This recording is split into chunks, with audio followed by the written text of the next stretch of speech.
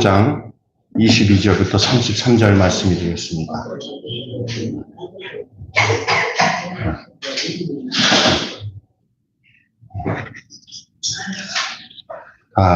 찾았죠?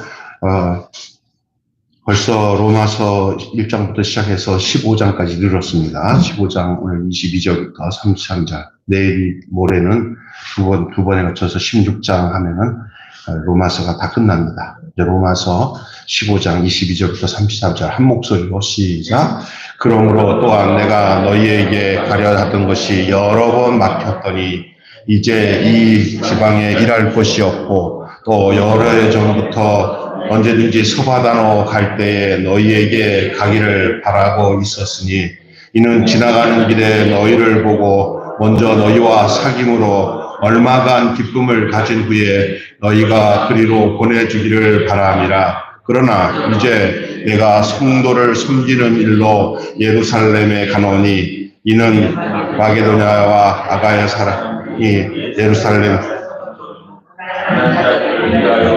기쁘게 얼마를 연모하였음이라. 저희가 기뻐서 하였거니와 또한 그게 빚진 자들이 만일 이방인들이 그들의 영적인 것을 나눠 가졌으면 육적인 것으로 그들을 섬기는 것이 마땅하니라. 그러므로 내가 이 일을 마치고 그 열매를 그들에게 확증한 후에 너희에게로 들렀다가 서바나로 가리라. 내가 너희에게 나아갈 때 그리스도의 충만한 복을 가지고 갈 줄을 아노라.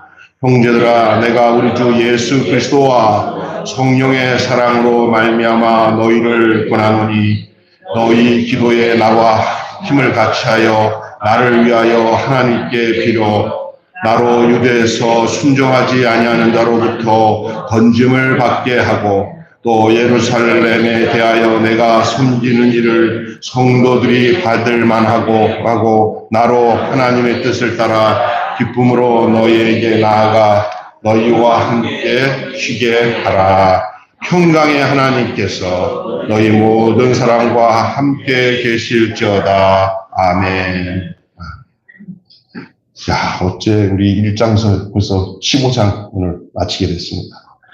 로마서 전체적인 내용을 잠깐 얘기한다면 1장부터 8장까지는 기독교 교리, 다시 말해서 예수 믿고 구원받아 생명 얻고 주님과 연합하여서 생명 가운데 사는 그 모든 이야기들이 핵심적인 것이 1장 1절에서 11장까지 내용이라고 하면 12장서부터는 그렇게 구원받은 하나님의 백성, 하나님의 자녀들은 어떠한 삶을 살아가는가, 그것이 12장서부터 16장까지 내용이라고 아주 간단하게 얘기한다면 그렇게 얘기할 수 있어요. 그래서 사실 12장서부터 시작할 때 산제사를 드리는 생활제사, 너희는 그러므로 형제들아 내가 하나님의 모든 자비하심으로 너희를 권하노니 너희 몸을 하나님 기뻐하시는 거룩한 산 예물로 드려라.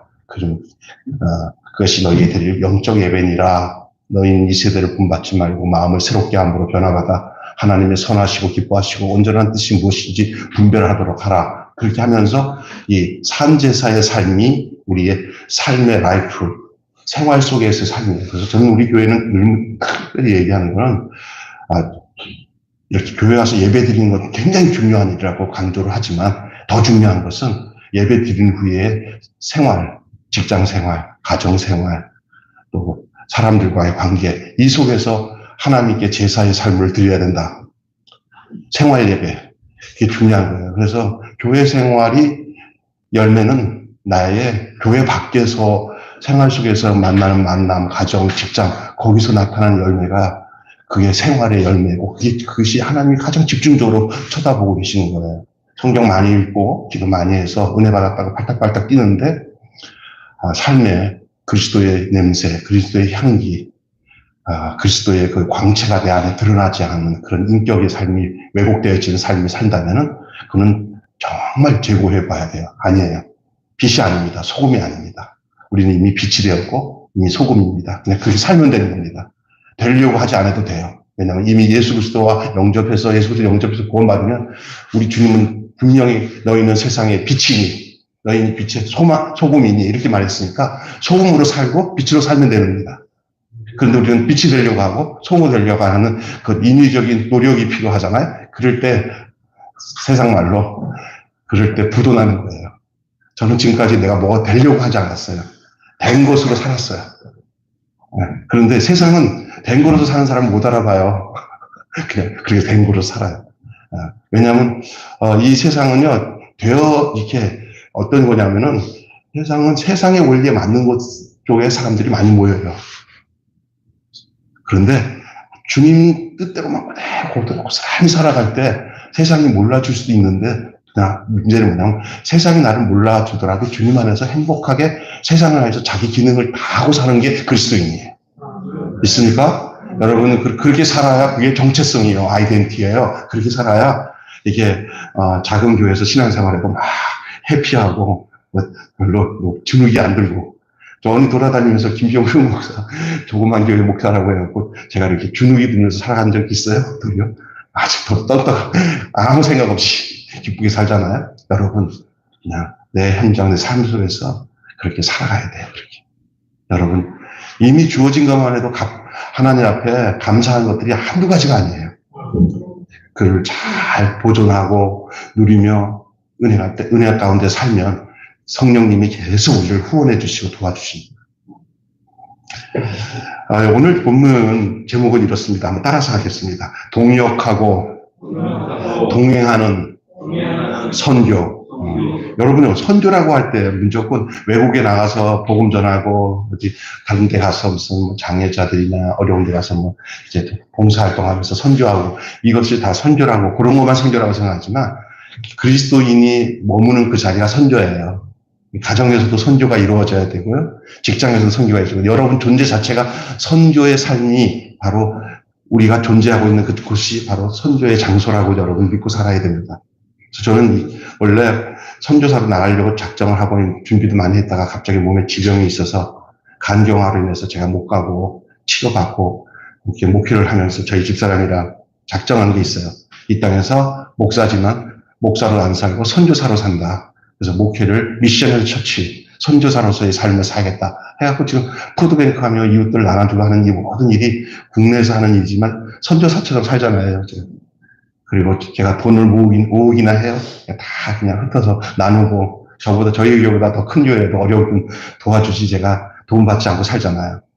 하나님 그렇게 해주셨어요. 정말 그렇더라고요. 하나 돈 받지 않고 살 수 있도록. 제가 선교적인 마인드로 살았던 그런 나의 안에 주님께서 주신 고백이 지금 현실이 되는 것 같아요. 그리고 주님은 그 모든 다른 것을 다 채워주시는 것을 보고 지금 살고 있어요. 자, 그게 선교예요. 가정이 여러분의 선교의 장입니다. 그 잊어버리지 말고, 그냥 호고지책으로 먹고 사는 데다가 살다가 정신 바짝 차리고, 선교지, 가정사역 선교지, 직장 선교지 하는 생각을 잊지 마시고 살아요. 아멘. 우리 교회는 그런 교회예요. 그래서 우리 교회, 우리 박정화 전사님이나 다들, 성도들, 할 얘기하잖아요. 우리는 선교사다. 우리는 선교사다. 따라서 합시다. 우리는 선교사다. 멀리 안 가도 우리는 선교사예요. 그 미셔널 처치가 우리 교회의 내용 아니에요. 우리 교회 자체가 그 선교를 위해서 존재하고 있는 거죠. 여러분, 하나님의 선교에 나는 무엇으로 동참하는지 한번 돌아보세요. 오늘 본문의 말씀을 좀 굉장히 쉽게 간단하게 말씀드리고 나는 마치고 기도하고 싶어요. 팬데믹, 이 코로나 광풍이 지나갔습니다. 끝난 것 같은데 끝난 게 아니더라고요. 어제 우리 동기 목사들이랑 한 30명 사모님도 같이 춘천에 모임이 있어서 가서 하루 종일 이렇게 차도 마시면서 지나간 얘기들 지금 지금 30년, 제가 33년 목사가 된 지가 33년이 지났는데, 33년 그저 82년도에 신학교 때 입학해가지고, 이제 지금까지 남아서 목회하는 목사님들 몇 분은 은퇴했고, 이제 전부 제가 중간 나이가 좀 어린 편인데, 다 60이 넘었는데 모여가지고, 차 한잔 마시며 옛날 얘기 다 하면서 참, 이 20살 나이에 신학교 들어와서, 그때 막, 그때 대전에 82년도, 82학번이니까. 만나서 같이 얘기하다가 교회들 얘기를 쭉 하는데, 코로나 끝나면 좀 다 괜찮을 줄 알았더니, 코로나 끝나고 난 뒤에 교인들이 돌아올 줄 모르는, 안 돌아와. 이게 습관이 돼가지고, 뭐 이게, 영상 예배 드리고 난 뒤에 이제 교회 가라고 그러는데, 안 가도 괜찮고, 또 이제 한참 또 안 나가다가, 콱 막히니까, 그래서 자기 교회, 신월동 이쪽에 제일 친한 친구가 있어요. 그 교회 한 500명 정도 모이는데, 그 친구 목사가 요즘에 안 모이는 사람들이 왔다 갔다 하는데, 잡아서 같이 교회 좀 이제 할 수도 없는데, 보니까 코로나 끝나고 난 뒤에 처음엔 쫙 빠졌다가 요즘에 조금씩 새로운 얼굴이 오는데, 그 동네에서 이렇게 안 다니시다가 이제 좀 나가봐야겠지 하고 빙빙 도는 분들이 많아졌다는 거예요. 네.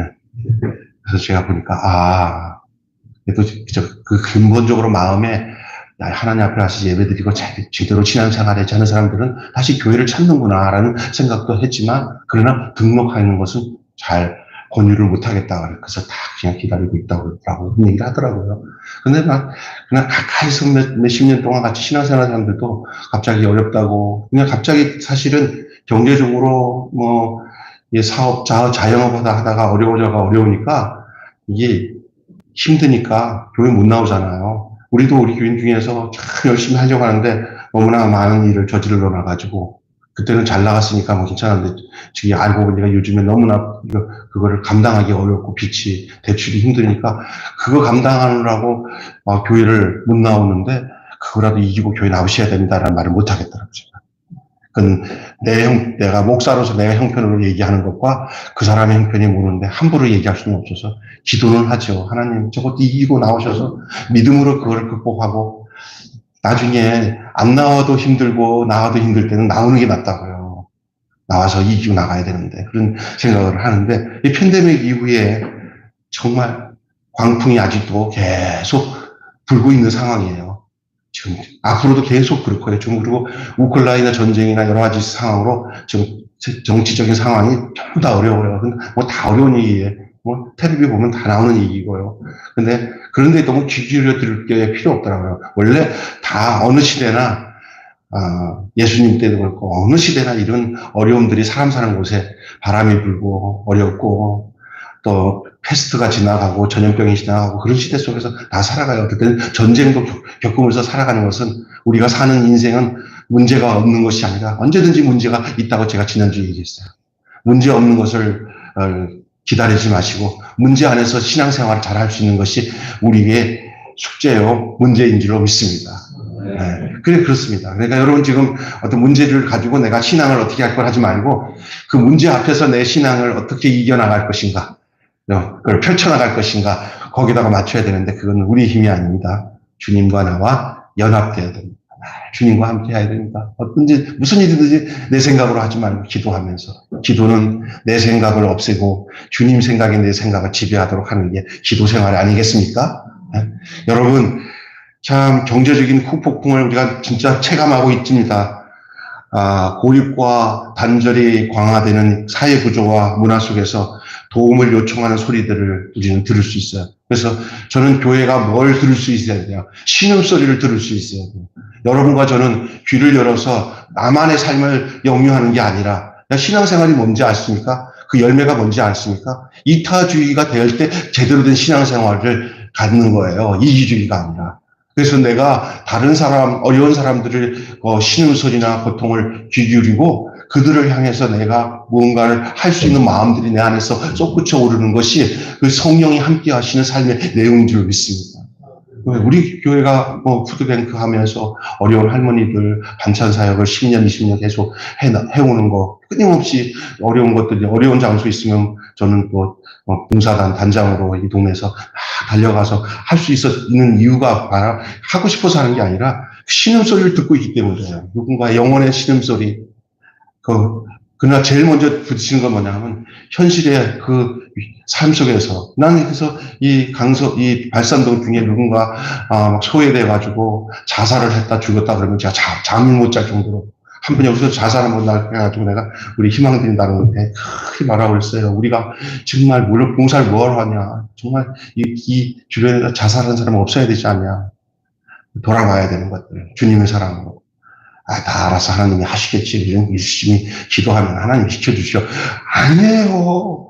기도하고 이렇게 돌아봐야 돼요. 기도만 하면 안 돼요. 할렐루야. 네. 예수님의 사랑과 열매가 뭐로 나타나냐? 우리의 삶 속에 아름다운 실천적인 삶을 통해서 그 말씀의 열매가 나타나는 거예요. 근데 우리는 전혀 그거를 동일시하고 주여 주시옵소서, 불러 주시옵소서, 충만케 하소서 하고 뭔가 하고 나를 위한 하나님이지 하나님을 위한 내가 아닌 경우가 너무 많았어요. 이럴 때는 미션이 이룰 수가 없어요. 이거는 하나님도 다 아셔요. 아휴, 언제까지 그러려나? 그래. 하나님 마음을 시원케 해드리는 저와 여러분이 되시기를 바랍니다. 도움을 요청하는 소리가 들려줘야 돼요. 유물차게. 우리 주변에 내가 복받고 사는 건 도움을 요청하는 사람을 돕게 하기 위해서 하나님이 계속 후원할 작정으로 내게 들려지게 하는구나. 여러분께 문제를 드려야 어떤 사람이 이 넉넉하게 도와줄 수 있는 사람이냐? 도움의 요청이 들려지는 사람에게 하나님께서 들려지게 하는 이유는 그것을 충분히 도와줄 수 있는 사람이 되게 하기 위해서 들려지게 하는 줄로 믿습니다. 안 들려지는 사람은 자기밖에 모르기 때문에 하나님도 그에게 그 도와줄 것들에 대해서 후원해 주실 수가 없어요.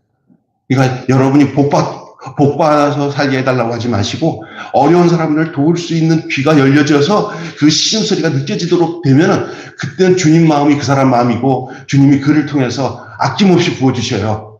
할렐루야. 그리고 그것을 통해서 주님은 당신의 손과 발이 되고 당신의 몸이 되어서 그 일을 하도록 하시는 거예요.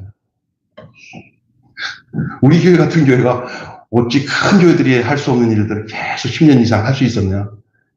하나님은 뭔가 갖춰지는 것으로 일하게 하는 것이 아니더라고요. 그 소리 들은 사람이 하게 돼 있어요.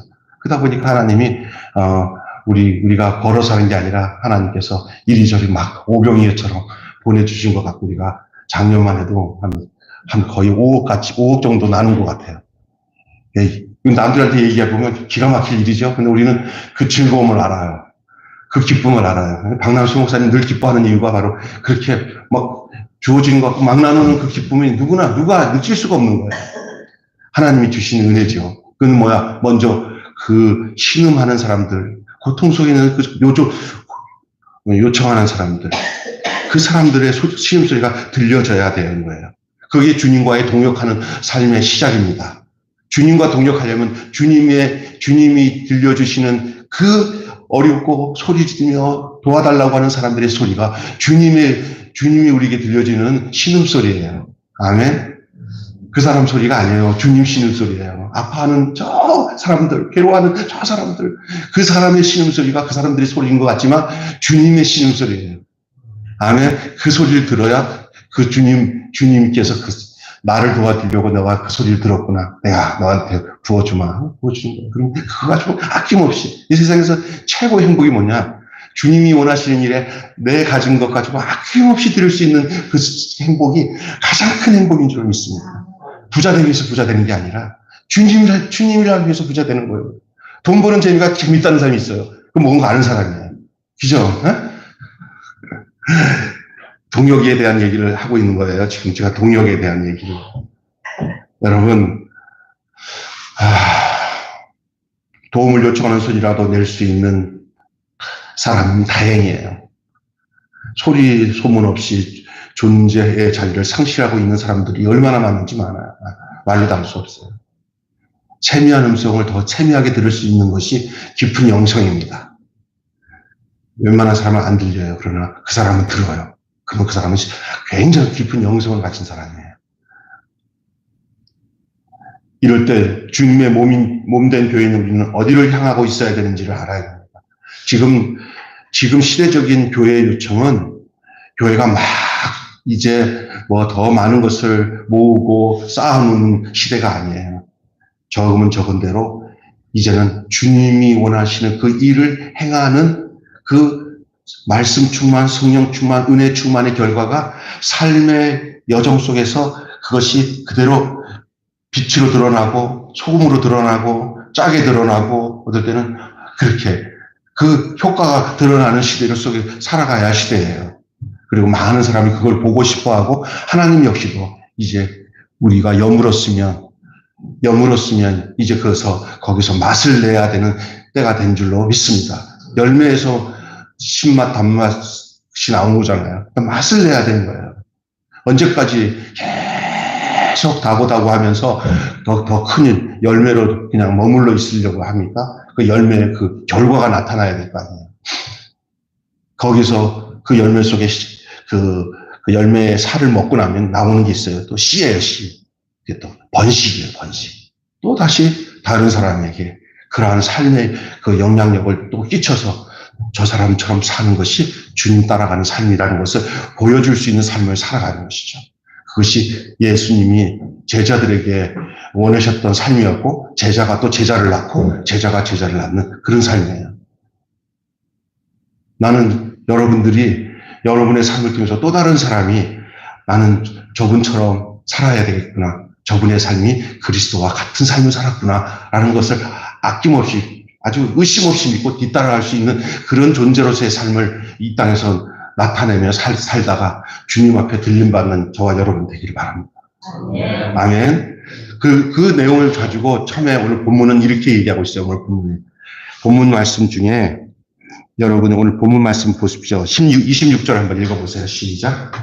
이는 마케도니아 아가야 사람들이 가난한 자들을 위하여 기쁘게 얼마를 연보하니라. 아멘. 연보로 동행할 수 있어요. 참 목사가 목회하면서 성도들에게 어떤 연보, 헌금 이런 얘기하는 거 상당히 부담스러울 수도 있어요. 그런데 반대로 생각하면 이 말을 안 하는 것이 정말 잘못된 말일 수도 있어요. 목적이 정말 하나님 앞에 진실하게 그 의미를 가지고 연보 얘기를 하는 것은 괜찮지만 자기 호구지책에 더 많은 것을 얻기 위해서 목적을 가지고 돈을 자꾸 얘기하면 거기서 부작용이 나요.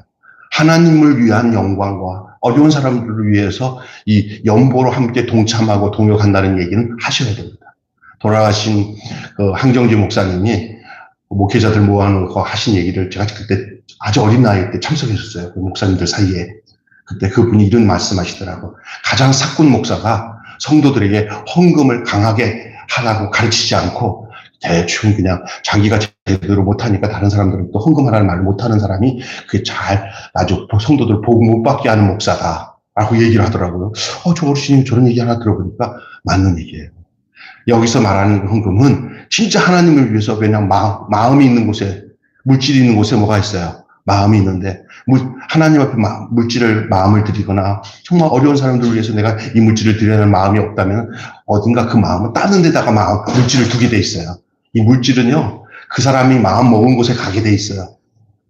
있습니까? 내가 저 어렵고 헐벗은 사람들에게 저 물질을 심어서 저 잘 가난한 저기 개척교회 아니면 저 선교사 저 사역하는 데 내가 이 물질을 있어도 없고 충분히 내가 이거 아껴서 저쪽에다 줘도 하나님 영광이 드러나겠다 막 감동이 되는데 그런 감동은 성령이 주신 감동인데 그렇게 주면은 그게 진짜 하나님이 기뻐하시는 일인데도 불구하고 그거 안 하고 아까워서 내 거 챙기잖아요.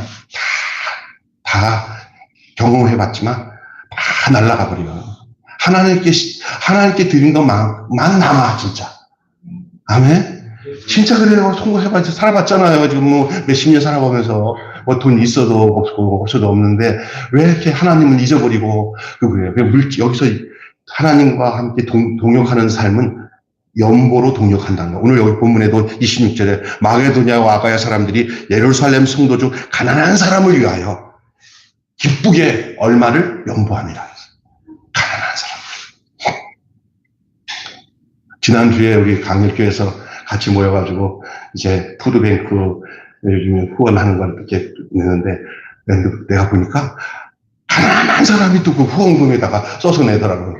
가난해서 받아야 될 그렇게 어려운 사람들이 몇 사람이 있어요. 우리 노선 형제가 데리고 온 그 주성인 군다 이런 사람들은 거기다 써낼 수 있는 사람도 아닌데 거기다가 또 매달 만 원씩 어려운 사람 거기다가 써내는데 내가 세상 말로 용서하세요. 있는 것들은 정말 안 하고 없는 분들만 있는 것들이라고 그러고 없는 사람은 없는 분들이 다 써서 내더라고요. 야, 그래서 야, 사람 이런 거는 참 신비하구나. 있어서 하는 게 아니고 참 하나님 마음이 역사하지 않으면 안 되는구나 라는 생각을 했어요. 여러분, 하나님과 함께 하는데 인간이 있어서 가장 하나님과 동역하고 하나님과 함께 할 수 있는 매개체가 바로 연보입니다. 제가 돈이 공의해서 하는 소리가 아니고 여러분들에게 정말 그런 것을 강조하기 위해서 하는 게 아니라 한번 생각해 보세요. 우리 인생에서 내 마음을 바쳐서 드릴 수 있는 가장 중요한 게 뭐라고 생각해요? 이게 연보예요. 특히 가난한 자를 위해서 기쁘게 연보하는 이 이야기를 지금 바울은 동역하고 동행하는 그 선교의 내용을 얘기하면서 첫 번째가 연보로 동역하라는 거예요. 연보. 교회는 말씀을 경청할 뿐만 아니라 연약한 형제들의 소리를 경청해야 합니다. 가난하고 비참한 이들의 그 신음소리를 크게 들으시는 주님처럼 마게도니아 성도들이 예루살렘의 신음소리를 듣고 연보합니다. 이건 반대로 모교회의 예루살렘에 아주 환난과 핍박이 오니까 그쪽에 처음에는 마게도니아 성도들이 예루살렘 성도들에게 통해가지고 말씀도 듣고 은혜를 받았어요. 그런데 은혜를 줬던 이 예루살렘 교회가 그 극한 흉년과 핍박이 오니까 이제 도리어 그런 은혜를 받았던 마게도니아 성도들이 이제는 십시일반해가지고 이제는 모교회 예루살렘에 있는 성도들을 구제하기 위해서 이 기쁘게 연보했다는 거예요. 할렐루야. 여러분, 이거 참 중요한 겁니다. 우리의 손과 발이 되어 또 우리의 머리 되신 주님과 동역하는 그 한몸됨의 실천. 그래서 연보는 어떤 면에서 믿음으로 하는 연보는 하나님이 보셔요. 그것은 핏줄이 연결되어 있어요. 주님의 핏줄. 연보가 마치 그 혈관에 피가 흘러서 들어가는 것 같은 역할을 해요. 그래서 물질이 아니에요. 물질 속에 담겨진 생명을 봐야 됩니다. 아멘. 여러분, 그래서 하나님 앞에, 그래서 참 좋은 건 성도들이, 저는 이런 기도를 해요. 하나님, 우리 교회 교인들이 헌금을 적게 조금 하든 간에 헌금을 인위적으로 강조하지 않습니다. 우리는. 하나님, 그러나 하나님 성도들이 헌금을 낼 때, 헌금을 드린 그 영적인 만족감과 기쁨감과 불투명하지 않고 해도 정말 기쁘다. 정말 만족하다. 영적으로 이렇게 느낄 수 있는 그런 구조의, 이 연보 생활, 투명한 그런 재정 관리, 이것이 정말 중요하구나. 할렐루야. 이것이 진짜 성도들은 진짜 중요하게 여기더라고요. 자, 연보로 동역하고 또 하나 따라서 합시다. 기도로 동행한다. 예, 기도로 동행하는 거예요. 기도. 이게 뭐냐면 아울러 이 예루살렘의 여정에 핍박이 예고되어 있기 때문에 로마 성도들에게 기도를 부탁합니다. 여러분, 아낌없이 부탁할 수 있는 가장 중요한 그리스도인들의 서로에 부탁할 수 있는 그 특권이라고 할 수 있을까? 이게 특권? 요구? 뭐가 제일 중요한 거냐면 기도예요. 기도를 요구하는 것은 정말 아름다운 거예요. 서로를 위해서. 저는 저를 위해서 누구에게 기도를 부탁하는 일들에 대해서 정말 귀중하게 여기고 있어요. 특별히 교회 성도들이 목사님을 위해서 기도하는 것은 너무나 중요합니다. 목사 하나 무너져버리면 교회가 휘청거려요. 목사가 든든히 영적으로 바르게 쓰면 성도들이 그 영향력은 말로 할 거 없어요. 가정, 자녀, 사업, 이 모든 부분에 안정감을 갖고 영적으로 윤택함을 가질 수 있는 비결이 거기에 있습니다. 목사가 시험 들어가지고 여러 가지 구설수 오르고 막 존경하지 못하고 그러면 여러분 앉아서 설교 듣다가도 지나 잘하지. 아이고 참, 야 빨리 저기 가방 싸들고 떠나자 이렇게 되버려요. 그러나 이 목사에 대한 신뢰감이 생기면 앉아 있으면 막 기대감이 생기고요. 귀 기울여 듣고 그다음에 어떻게 저렇게 저 말씀. 어제 제가 이것저것 내 친구 자랑하는 건 아닌데 춘천에 갔어요.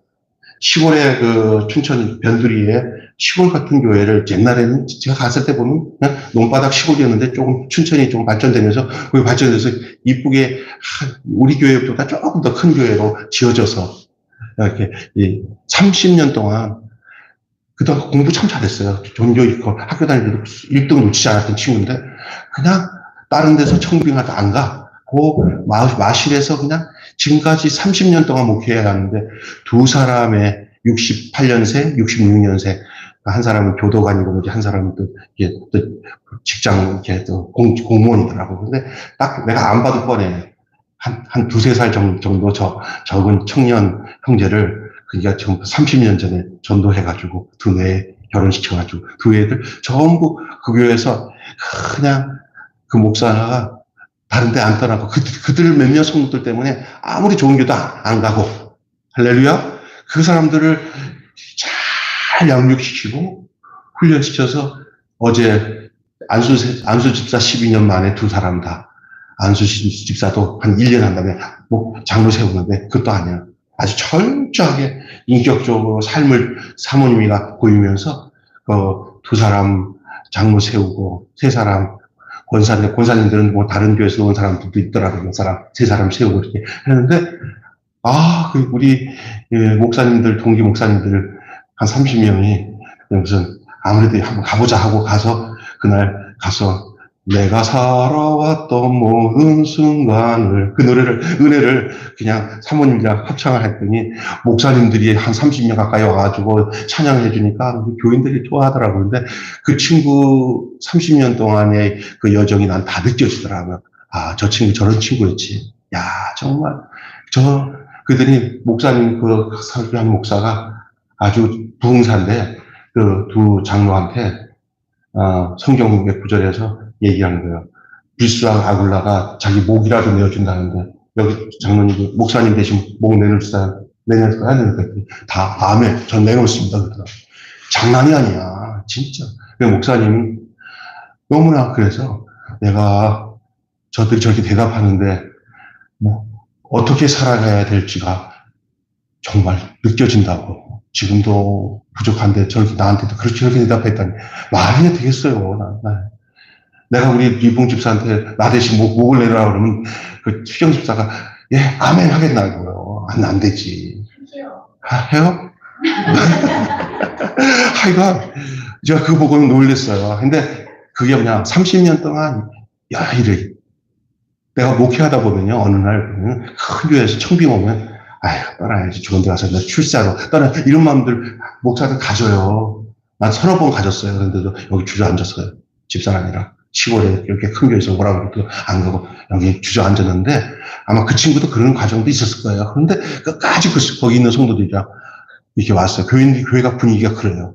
나는 그게 그게 사람 따라 환경 따라 막 가는 게 선교가 아니라 한 곳에 줄로 앉아서 예수 그리스도의 그 형상과 그 삶의 내용을 온 성도들이 함께 교회를 세워나가는 그걸 참 행복한 성도, 행복한 목사, 예수 안에서 서로가 한 몸 되어서 하나님의 집을 이루어나가는 그 축복이 가장 복된 거라고 저는 믿습니다. 진짜 그렇습니다. 네. 기도로 동행하는 거예요, 기도로. 서로 기도를 부탁하는 거예요. 목사님과 성도들을 위해서 기도하는 게 아니라 성도들이 목사님을 위해서 기도하는 게 중요한 거예요. 우리는 정말 우리 교회는 목사님들이 성도들을 위해서 기도 많이 해요. 새벽마다 정말 이름 불러가면서 권태익 장로부터 해서 저희 이근수 장로를 해서 희열이 또 지성이 남인을 이르기까지 다 외워 다 우리 성도들을 위해서 기도하는데 성도들도 제가 보니까 목사님을 위해서 기도 많이 하는 거 중요한 거. 크고 작고가 문제 아니라 어떤 모습으로 몸을 세워나가는 거가 서로 기도로 동역하는 일. 서로 기도로. 마음을 갖지 않으면 기도 못해요. 서로 마음을 줄 때 기도할 수 있는 거예요. 예. 몸은 움직이지 못했어요, 바울이. 그러나 기도로 동행할 수 있었습니다. 죽음을 이기고 다시 사셔서 우리를 다스리는 분에 대한 믿음이 있다면 당연히 기도할 수 있습니다. 기도할 수 있는데 왜 걱정하십니까? 기도하면서 왜 실망하십니까? 주님 앞에 간구해 보세요. 마지막으로 하나님의 선교에 대한 말씀을 하고 마치겠습니다. 초대교회를 통해 선교하시던 하나님은 지금도 멈추지 않으십니다. 2000년, 3000년 전 교회 초기 1세기 때 세워졌던 초대교회, 초기 예수님이 승천하신 후에 오순절 성령이 임하시면서 다락방에서 임하시고 120문도들을 통해 가지고 교회가 형성되면서 이제 바울 사도와 더불어 베드로와 더불어 모든 사도들이 흩어져서 복음을 전하면서 초대교회가 아주 이 1세기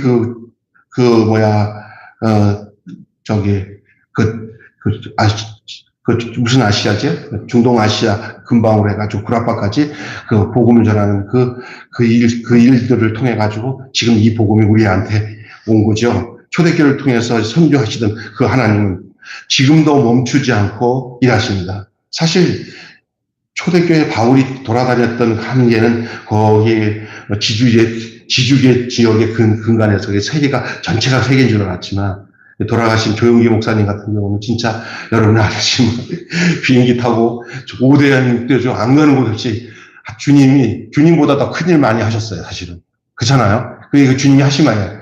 너희는 나보다 더 큰 일을 하리라 하신 말들을 하셨어요. 사실은. 근데 우리는 가장 큰 일이 뭔지 아세요? 제일 먼 데가 어딘지 아세요? 한 바퀴 돌아서 바로 옆에가 가장 먼 데예요. 왜? 돌아서 여러분 지나다니는 데가 옆에 어떤 사람 딱 만나잖아요. 지구 한 바퀴 돌아서 만난 사람이라고 믿으면 돼요. 아멘? 가장 먼 사람이에요. 그 사람한테. 그러면 가장 먼 사람이 누구냐? 가장 가까운 사람이 먼 사람이에요. 아내, 남편. 이 사람을 향해 예수님의 사랑으로 헌신하며 선교하며 헌신하며 빛을 다하는 그게 나의 자녀 가장 가까운 거예요. 여러분들 멀리 갈 필요 없어요. 내 집 근처 다니면서 건질 제일 많고 내 집 형제 자매들에게 잘하는 일들을 멀리 있는 일이라 생각하지 마세요. 가장 멀리 있는 일이지만 가장 가까우지만 가장 먼 일이에요. 누가 그러더라고요. 네 가족이 구원받으면 전 세계는 구원 다 됐다. 이런 말 하는 사람이 있어요. 아멘. 이 일에 전념하세요.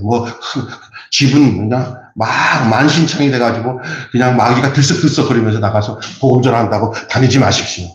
아멘. 참 꼴 사나운 게 그거예요. 집은 마귀가 들썩거리면서 그냥 자녀들이 아버지한테 대해서 상처가 가득하고 마귀가 그냥 번성할 수 있는 그런 것들 그리고 앉아놓고는 아빠가 좀 잘못했다고 울면서 회개하는 거 하나도 없어요. 그냥 서로 기싸움하고 자녀들이나 아내나 기싸움하면서 나가서 할렐루야 예수 믿으세요 전도하고 다니면서 다니는 사람들 있어요. 그거 정말 장난하는 겁니다. 절대 하나님 다 보셔요. 그냥 내 집 근처 다니면서 가장 가까운 곳에서 가장 하나님이 살아계신 그 증거를 드러내며 선교하는 그게 하나님의 선교예요. 중요합니다. 이건 정말 중요한 겁니다. 땅끝까지 복음을 전한다는 게 바로 땅끝이 바로 내 가장 가까운 사람이 땅끝이라는 사실을 잊지 마시기를 바랍니다.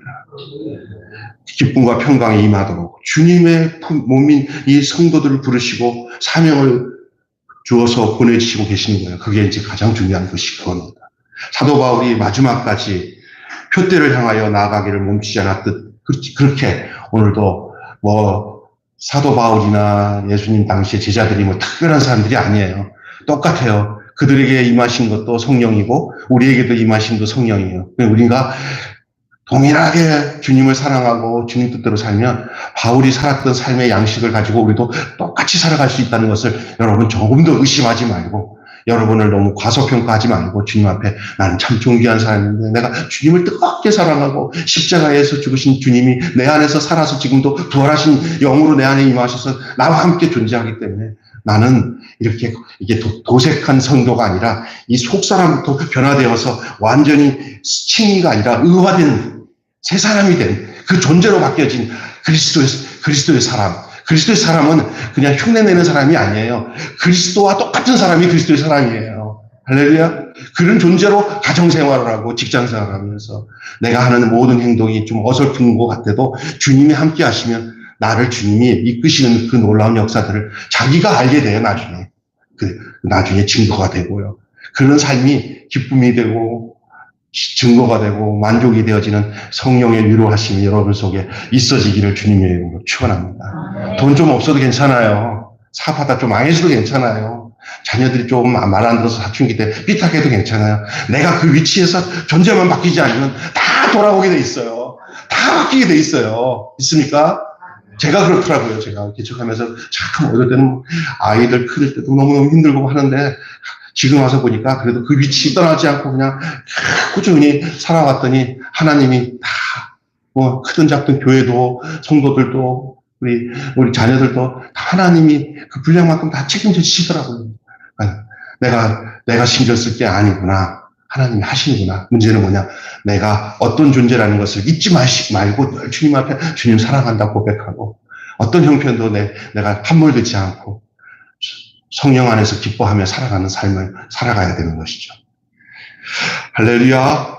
하나님의 선교는요, 혼자만의 사역이 아닙니다. 그래서 이렇게 서로 믿고 이 믿음 안에 사는 성도들이 함께 힘을 합치면 이게 엄청난 힘이에요. 교회가 얼마나 위대한 존재인지 아세요?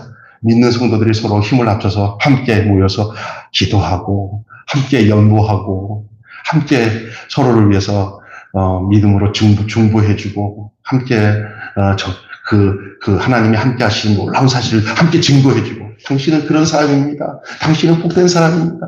나도 복된 거예요. 내겐 임한 하나님의 그 증거를 소개하고 이런 곳이 교회 아닙니까? 이게 함께. 그래서 오늘 말씀의 제목은 동역하고 동행하는 선교라는 말씀으로 함께 은혜를 나눴습니다. 한번 따라서 합시다.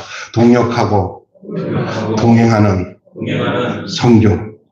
여러분 그렇게 저와 여러분 그렇게 함께 삽시다. 아멘. 예. 너무 세상에서 좋은 거 바라보지 못해요. 그냥 된장찌개 같아도 그냥 이게 소박해도 정말 진실되게 서로가 하나가 되어서 이렇게 동행하고 동역하며 주의 복음을 증거하는 일상의 삶을 통하여서 하나님 나라를 이루는 삶이 가장 복된 삶이에요. 더 큰일 하려고 하지 않아도 그렇게 사는 게 가장 큰 일이에요. 그렇게 사는 일이 가장 큰 일이에요. 특별하게 어디 가서 신학교 가서 공부해가지고 선교사로 파송하고 안 해도 괜찮아요. 그냥 일상생활을 먼저 잘 하십시오. 그러다 하나님이 때가 돼서 그럴 만한 조건이 됐을 때 나가야 되지. 그냥 세상 다 실패하고 난 뒤에 그냥 헛된 꿈만 꿔가지고 선교한다고 그냥 선교지 나갔는데 선교지 가서 보니까 정말 맨날 돌아다니면서 한국에 와갖고 돌아다니면서 세상 말로 삥 뜯고 다닌다고. 돈 좀 줘. 선교비 좀 줘. 이렇게 다니고. 그렇게 하면 안 돼요. 일상생활에서. 그래서 나는 솔직히 말하면 이 세상에서 믿음으로 살아서 그 믿음의 증거로 일상에 하나님의 여러 가지 복을 받은 사람들이 하나님의 일들을 더 왕성하게 하는 그 순간에 성공한 사람들이 그 비행기 타고 나가야 되는 거예요. 망해갖고 나가면 안 돼요. 믿습니까? 자기 있는 자리에서 하나님의 살아계심과 그 능력과 영광을 드러내며 사는 저와 여러분이 되시기를 주님의 이름으로 축원합니다. 같이 한음성으로 한 1분만 통성으로 기도하고 마치겠습니다. 오늘 말씀 듣고 여러분에게 감동된 그런 내용들 있잖아요. 다른 얘기는 듣지 말고 몇 마디라도 하나님 이 말씀을 주님이 들려주시기 위해서 주님이 이 자리에 오게 해주신 줄 믿습니다. 그 말씀 붙들고 주님 저 그 말씀을 안으로 받습니다. 그 말씀이 내 속에서 피가 되고 살이 되게 하시고 증거가 되게 해주시고 그 존재로서 살 수 있는 저희들 되게 해주세요. 주님 성령님 이 시간에 우리 가운데 역사해 주십시오. 라고 간절한 마음으로 기도하겠습니다. 거룩하신 하나님 아버지 은혜와 사랑을 감사합니다. 이 시간에도 주님 저희들 주 앞에 나와서 함께 말씀 듣고 다시 한번 기도드려오니 주님 역사하여 주시옵소서. 아버지 하나님이여 동역하고 동행하는 선교라는 말씀을 가지고 함께 은혜를 나눴습니다. 하나님 우리 교회를 주님께서 이러한 교회 되게 해 주시옵소서. 서로가 아버지 연보로 동역하고 기도로 동역하고 그리고 정말 하나님의 선교를 위하여 함께 동역하고 동행하는 저희를 되어줄 수 있도록 하나님 인도하여 주시옵소서. 홀로는 외로워서 넘어질 수 있지만 그러나 하나님이 우리에게 함께 묶어주고 한 몸 이룬 사랑하는 지체들과 한 몸을 이뤄서 정말 이쁘고 아름답고 하나님이 보기 좋은 그런 모습으로 우리가 함께 하나님의 나라와 하나님의 집이 지어져 나가는 아름다운 역사가 있게 하셔서 가정이 복되게 하시고 자녀들이 복되게 하여 주시옵시고 사업터에 하나님의 놀라운 축복의 기름 부음 성령의 역사하심들이 나타나게 하셔서 하나님 나누고 베풀고도 남음이 있는 놀라운 은혜와 축복 속에서 살아가는 그러한 하나님 아버지의 역사하심을 드러내는 그러한 가정들로 삼아 주시옵소서.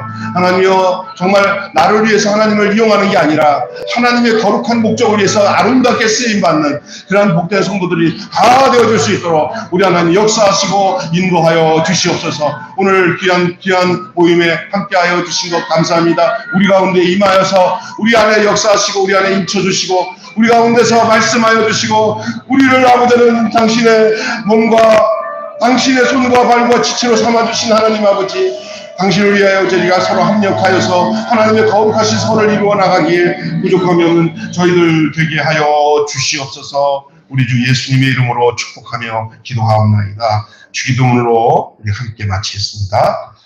하늘에 계신 우리 아버지, 아버지의 이름을 거룩하게 하옵시고 아버지의 나라가 오게 하시며 아버지의 뜻이 하늘에서와 같이 땅에서도 이루어지게 하소서.